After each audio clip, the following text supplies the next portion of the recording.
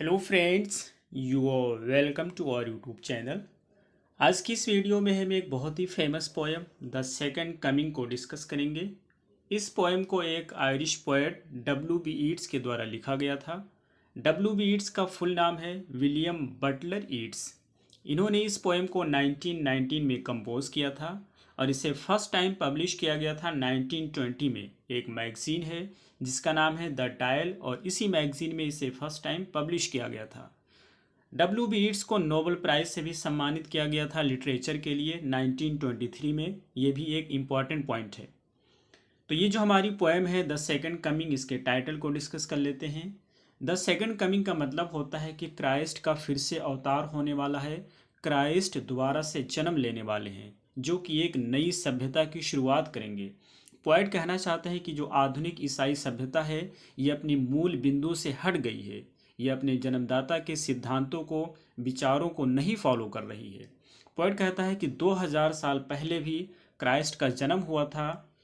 उस समय लोगों के पापों को कम करने के लिए या लोगों को पापों से बरी करने के लिए, लेकिन लोग फिर वही प्रकार का पाप करने लगे हैं। तो इस वजह से क्राइस्ट का दोबारा से जन्म होगा। तो ये रहा इस पोएम का छोटा सा इंट्रोडक्शन। अब हम शुरू करते हैं अपनी आज की इस वीडियो को। पोएट कहता है turning and turning in the widening गायर। गायर की मीनिंग होता है एक शंकु। तो जिस तरह से शंकु जैसे जैसे ऊपर बढ़ता जाता है वो चौड़ा होता जाता है।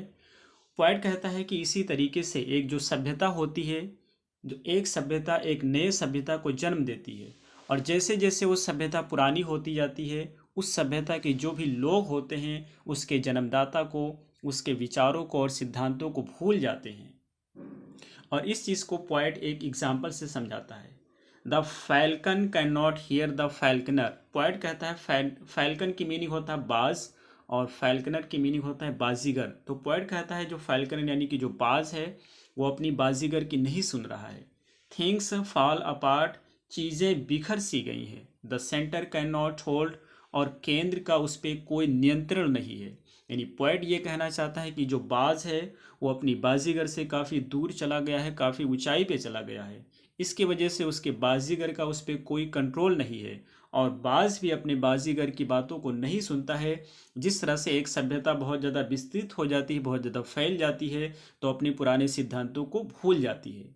और आगे पोएट कहता है मेयरली। मेयरली माने होता है सिर्फ, अनार्की माने होता है अराजकता। तो merely anarchy is loosed upon the world, और इस संसार में सिर्फ अराजकता फैली हुई है। The blood dimmed tide is loosed, और पोएट कहता है कि हर जगह खून खराबा की लहर फैली हुई है, लोग एक दूसरे का कत्ल कर रहे हैं। And everywhere the ceremony of innocence is drowned, और हर जगह मासूमियत खत्म सी हो गई है, मासूमियत डूब सी गई है। The best lack all conviction, अच्छे लोगों में कन्विक्शन की कमी है। कन्विक्शन यानी कि फेथ, तो उनमें फेथ की कमी है, वो अब कुछ काम नहीं करना चाहते। While the worst are full of passionate and intensity, जबकि जो बुरे लोग हैं वो बहुत ज़्यादा पैशनेट हैं, बहुत ज़्यादा इच्छुक हैं। और वो किस चीज़ के लिए इच्छुक हैं? तो उनके अंदर शारीरिक भूख है, क्रोध है और धार्मिक पागलपन है। ये रहा हमारा फर्स्ट स्टेंजा। अब हम सेकंड स्टेंजा पे चलते हैं। तो यहाँ पे पोएट कहता है surely some revelation is at hand, जरूर कुछ नया होने वाला है। रेवलेशन की मीनिंग होती है कुछ नया, तो जरूर जल्द ही कुछ नया होने वाला है। Surely the second coming is at hand, second coming होने वाली यानी कि दूसरा अवतार होने वाला है। द सेकंड कमिंग, और जैसे ही पोएट कहता है the second coming, hardly are those words out, वो कहता ही है second coming, when a vast image out of Spiritus Mundi, तो स्पिरिटस मुंडी की एक बहुत बड़ी विशाल इमेज उसके सामने आ जाती है। ट्रेवल्स माई साइट यानी कि उसके सामने आ जाती है। वो ऐसा विचार करता है यानी कि ऐसा इमेजिन करता है कि स्पिरिटस मुंडी की एक बहुत बड़ी तस्वीर उसके सामने आ जाती है। Somehow in the sands of desert, और ऐसा महसूस करता है कि ये जो तस्वीर है ये कहीं रेगिस्तान में है। अ शेप विद लॉयन बॉडी, जिसकी जो शेप है यानी कि शरीर है वो शेर की है। And the head of a man, लेकिन जो उसका सर है वो एक आदमी का है। A gaze playing and pitiless as the sun, और उसका गेज है यानी कि वो निर्दयी है। गेज प्लेइंग यानी ये कहना चाहते हैं कि वो भावहीन है, उसमें कोई भाव नहीं है। एंड पिटीलेस, और बहुत ही निर्दयी है। एज द सन, जिस तरह से सूरज होता है, जिस तरह से रेगिस्तान का सूरज होता है उसमें कोई दया नहीं होती है, उस तरह से ये जो एनिमल है इसमें कोई दया नहीं है। इस मूविंग इट्स स्लो थाइज, ये कहता है कि थाई माने जांग होता है, तो वो अपने पैरों को धीरे धीरे मूव कर रहा है, यानी कि वो धीरे धीरे आगे बढ़ रहा है। While all about it reel shadows of the indignant deserts bird, और पोइट कहता है कि उसके चारों तरफ से उस रेगिस्तान की चिड़िया मर्रा रही हैं, उसको घेरे हुए हैं और वो बहुत ज़्यादा क्रोधित में है।